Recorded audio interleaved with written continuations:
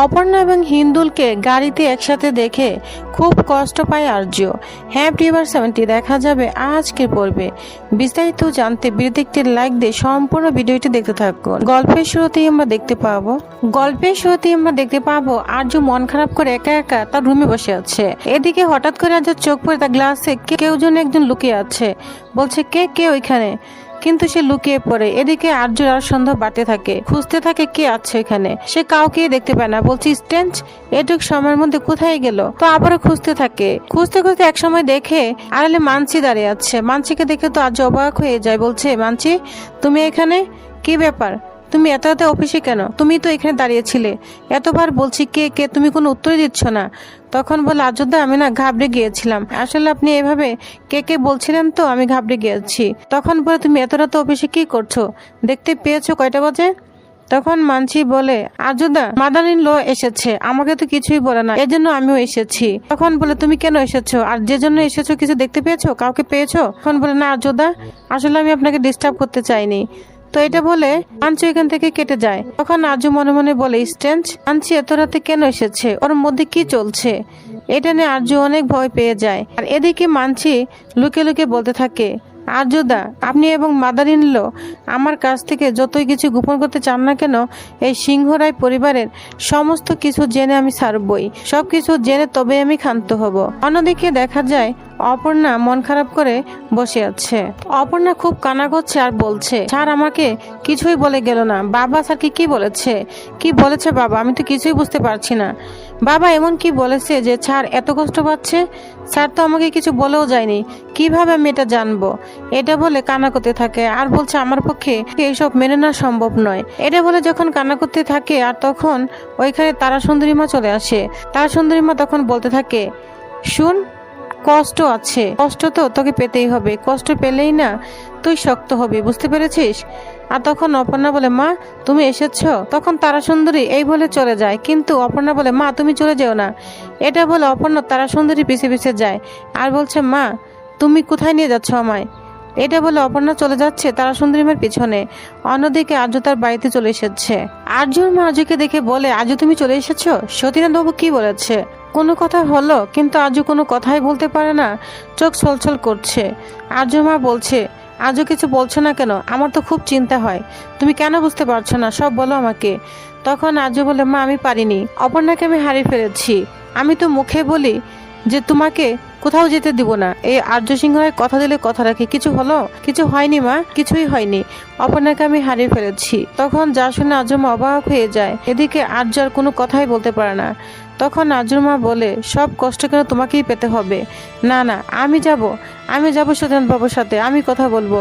তখন বলে না মা তুমি যাবে না, আমি ভবিতব্যের উপরে ছেড়ে দিয়েছি। এখন আমি ভবিতব্য বিশ্বাস করছি, কারণ অপর্ণা ভবিতব্য বিশ্বাস করে, আমিও এখন বিশ্বাস করি। ভবিতব্যের উপর ছেড়ে দাও, কিচ্ছু লাভ নেই, কিচ্ছু হবে না। আমি তো বলি আমার ভালোবাসার জোর আছে, আমার ভালোবাসার অনেক শক্তি। কই কিছু হলো? কিছুই হয়নি। অতএব মা তুমি ভবিতব্যের উপর ছেড়ে দাও। এটা বলে আর্য কষ্ট পেয়ে এখান থেকে চলে যায়। তখন আর্যর মা বলে না এটা কিছুতেই আমি হতে দিব না, জীবনে তুমি অনেক কষ্ট করেছো, তোমাকে আমি আর কষ্ট পেতে দিব না, যা করার এখন আমাকেই করতে হবে। এদিকে অপর্ণা তারা সুন্দরী মায়ের কাছে চলে এসেছে, বলছে মা তুমি আমাকে কোথায় নিয়ে এসেছো? তখন তারা সুন্দরী মা বলে শুন, প্রতিটা জন্ম হয় কষ্ট নিয়ে, সবাইকে এই কষ্ট সহ্য করতে হয়, সবাইকে এই কষ্ট অতিক্রম করতে হয়। তখন অপর্ণা বলে মা তুমি তো সব জানো, যাকে আমি জীবন দিয়ে ভালোবেসেছি তাকে কি আমি কাছে পাবো না? আমার ভালোবাসা দিয়ে তাকে কি আগলে রাখতে পারবো না? তখন তারা সুন্দরী মা বলে শুন, ভালোবাসা এমনই একটা শক্তি, সেই শক্তির কাছে আমিও মাথা নত করি। শুন তুই ঈশ্বরের কাছে বল, ঈশ্বর এই জগৎ সংসার না ঈশ্বর তৈরি করেছেন, ঈশ্বর ভালোবাসা শক্তির কাছে তার হিসাবও না সব নষ্ট হয়ে যায়, গোলমাল হয়ে যায়। অতএব তুই ঈশ্বরকে বল, ঈশ্বরকে ডাক, সে ঈশ্বর সব ঠিক করে দিবেন। তখন অপর্ণা বলে আমি পারবো ঠাকুর, আমি ভালোবাসাকে জয় করব, যে কোনো মূল্যেই হোক। আমি আমার ভালোবাসাকে কিছুতেই আলাদা হতে দিব না, আলাদা হওয়া ভবিতব্য নয়। যা শুনে তারা সুন্দরী মা অনেক খুশি হয়ে যায় আর তখন ওইখান থেকে চলে যায়। এদিকে অপর্ণা খুব কান্না করতে থাকে। অন্যদিকে আর্য কষ্ট নিয়ে একা একা বসে আছে, অপর্ণার কথাই ভাবছে আর বলছে অপর্ণা জানো তো আমার কপালে না সুখ নেই, এই আর্য সিংহ রায়ের কপালে কোনো সুখ নেই। বুঝতে পেরেছো? এটা বলে আর্য খুব কষ্ট পেতে থাকে। অন্যদিকে অপর্ণা অনেক রাত হয়ে গিয়েছে, সে রুমের মধ্যে নেই। তার মা হঠাৎ করে ঘুম ভেঙে দেখে অপর্ণা নেই। বলছে কি ব্যাপার, অপর্ণা এখনো আসেনি? কোথায় গেল মেয়েটা, এত রাত হয়ে গিয়েছে। যাই, ওকে আমি ডেকে নিয়ে আসছি। তো ছাদে চলে যায়, অপর্ণাকে ছাদে কোথাও খুঁজে পায় না। তখন বলে কোথায় গেল মেয়েটা এত রাতে। তো রাস্তায় বেরিয়ে পড়েছে অপর্ণার মা। তখন দেখে হঠাৎ করে অপর্ণা চলে আসে। অপর্ণাকে দেখে তখন অপর্ণার মা অনেকটা আশ্বস্ত হয়ে যায়। বলছে মা তুই কোথায় গিয়েছিলি এত রাতে? তখন অপর্ণা বলে কি ভেবেছো আমি পালিয়ে যাব? পালিয়ে যাওয়ার মেয়ে আমি নই, বুঝতে পেরেছো? এই ভয়টা তোমরা পেও না। তখন অপর্ণার মা বলে শোন অপর্ণা, আমি এসব ভাবছি না, ভয় পাওয়ার অনেক কারণ থাকে, বুঝতে পেরেছিস? আর তখন অপর্ণা বলে বাবা কি জেগে আছে? তখন অপর্ণার মা বলতে থাকে হয়তো জেগে নেই, আবার কি জানি বলতে পারি না, মনে হয়তো ঘুমিয়ে পড়েছে। তখন অপর্ণা বলে শোনো মা, আমি বাবাকে কখনো অমনা করিনি, করবো না। বাবার কোনো কথা আমি ফেলতে পারবো না, তবে এবার আমি যা করার নিজেই করব। তখন বলে মা তুই কি করবি? তখন অপর্ণা বলে ভেবো না, তোমাদের কোনো ক্ষতি হবে না। এটা বলে অপর্ণা অবাক হয়ে তাকিয়ে থাকে, কিন্তু অপর্ণার মা খুব ভয় পেতে থাকে।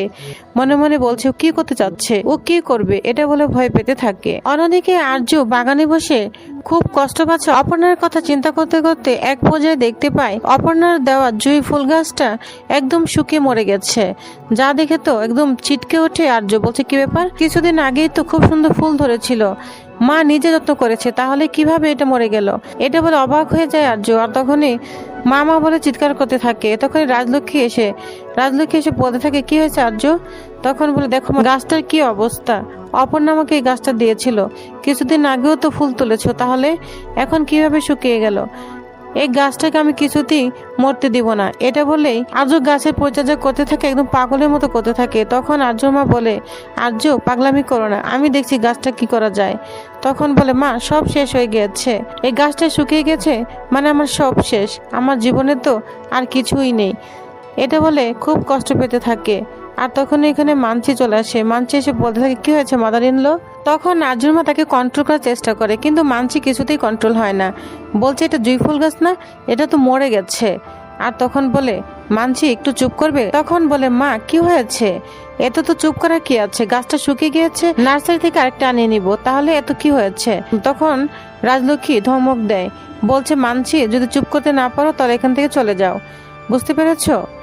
আর তখন মানসি বলে মা এতেও আমাকে ধমকাচ্ছেন, একটা সমস্যার সমাধানের চেষ্টা করছি, তবু আপনি আমার সঙ্গে এমন করছেন। তখন বলে তোমার কাছ থেকে কোনো পরামর্শ চাচ্ছি। তখনই আর্য এসে বলে মা তুমি কি এই গাছটা আমাকে ঠিক করে দিতে পারবে?